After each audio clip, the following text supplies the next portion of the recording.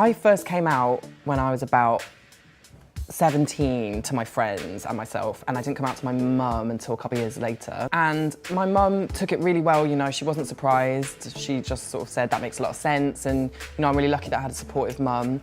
Like, really accepting who you are is such a long journey, and I still think I'm on that journey, you know. It's going to take me a long, long time to really come to a place where I fully feel like I've accepted who I am. It feels like, you know, you kind of have to come out again and again and again, because you have to come out to your friends, you come out to like people you work with. It teaches you something different, and I'm still trying to learn those lessons. I think with Years and Years, I kind of came out to the world. So pride's important to me because for so long I felt like I had to hide myself, my sexuality, and hide who I feel that I really am, you know. It's taken me a long time to get to a place now where I do feel comfortable with my sexuality, and so I think pride's still super important because it reminds us that we have to be loud and we have to be proud of who we are, and that can sometimes feel really scary and difficult, but it's all about celebrating where we've come from and how far we've come and celebrating each other. I always thought I was gay because I fancied Aladdin when I watched Aladdin, and other Disney princes. And I mean, I love Jasmine, but mainly because she had such nice hair.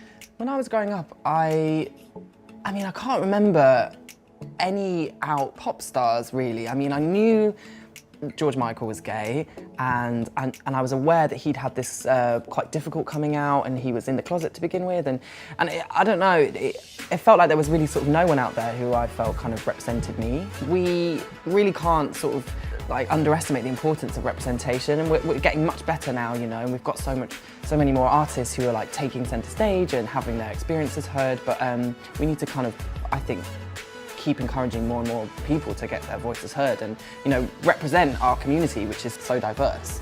Having artists who are speaking about their experience and kind of stepping out there and not being afraid to be who they are is just really encouraging for whoever you are. So I think if I had sort of had that as a teenager, if I had seen that reflected in kind of popular culture, I think I would have been less scared to be myself.